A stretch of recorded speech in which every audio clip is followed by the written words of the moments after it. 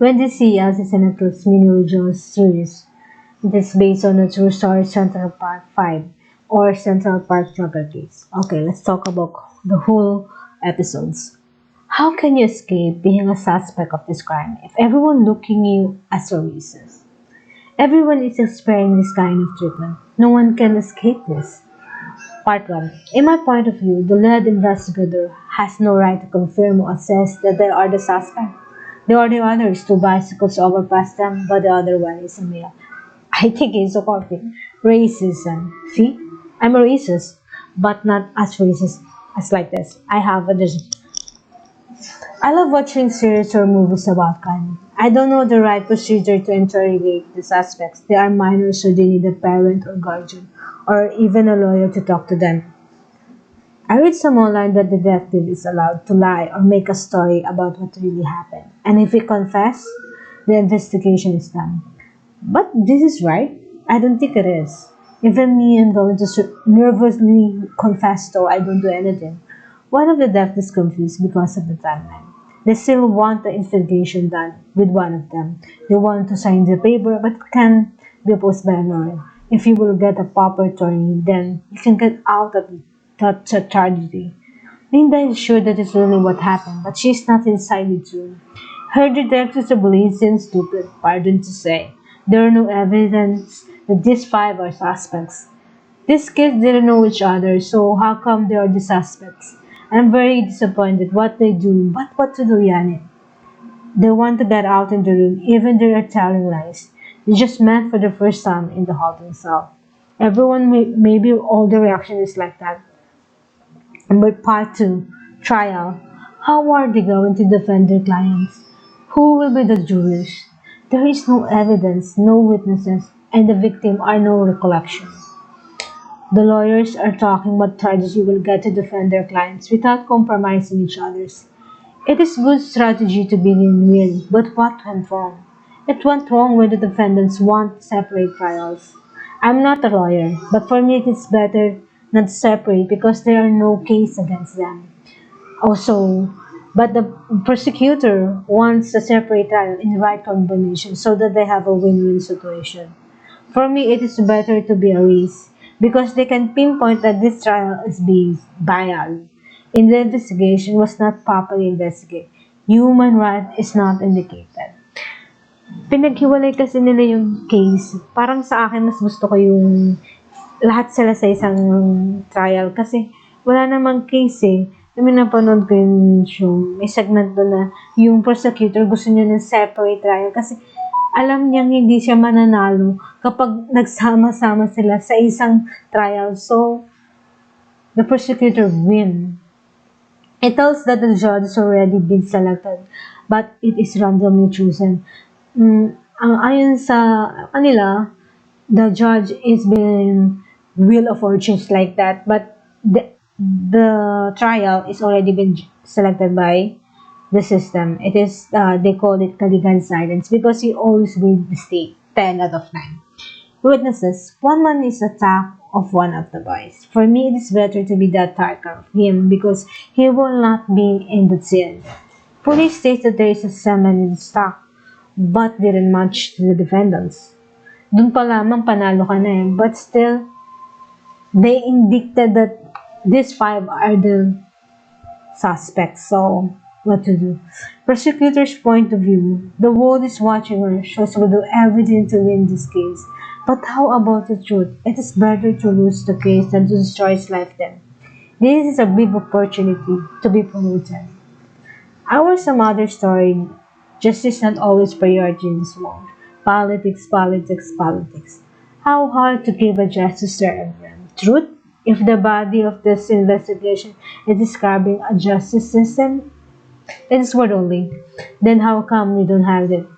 Defendant's point of view. They have so many points to win this case. No evidence, no witnesses, and the victim is no recollection.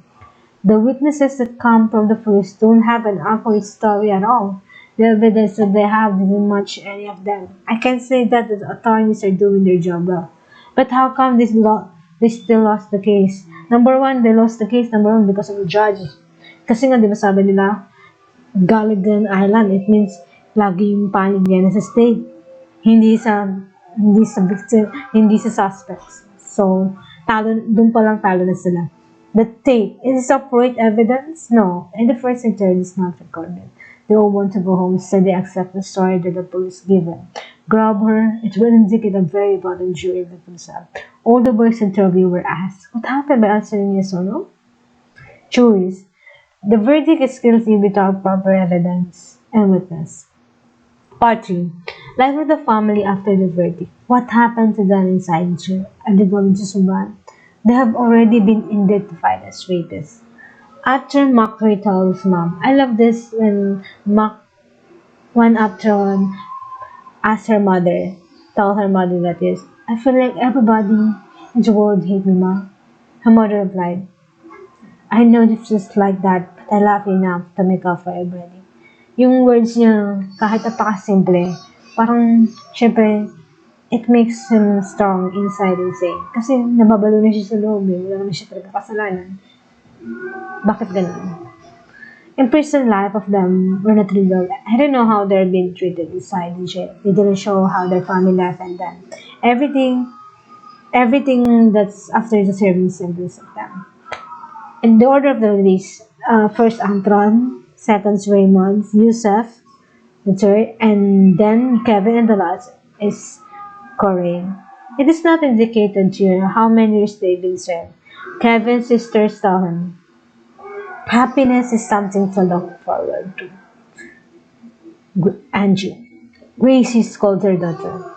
All the guilt is lazy energy. It doesn't change the past, and it doesn't shape the vision. And it's a waste. And we got no time to waste. We got to live. That was an inspired line to begin with. I like that line. Raymond went to jail again. Struggles, loss, hope for the beginning. Part 4.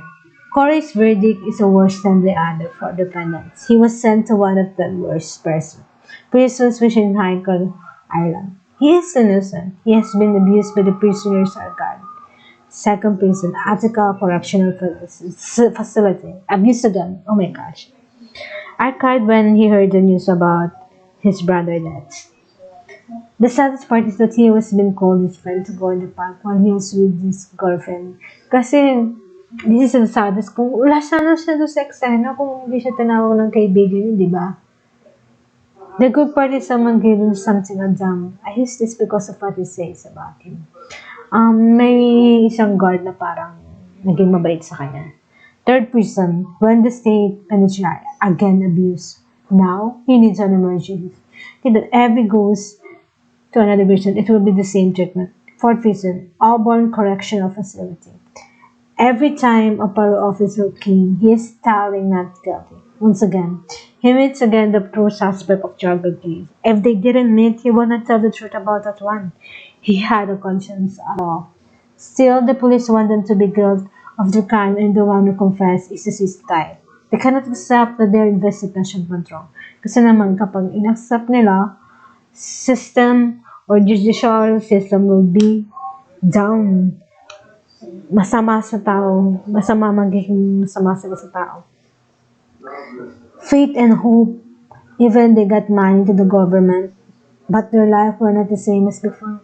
13 years of his life was gone. Their family were experiencing the judgmental people's eyes. I don't know why this is the title because they didn't investigate again the case.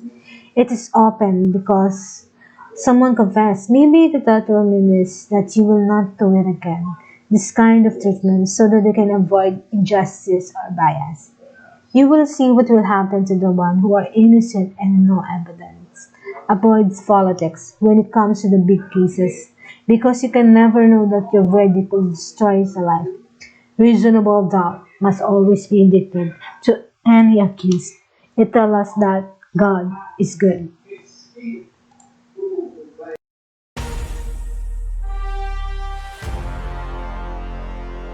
Thank you for watching. Please subscribe and like the videos. Click the bell for notifications.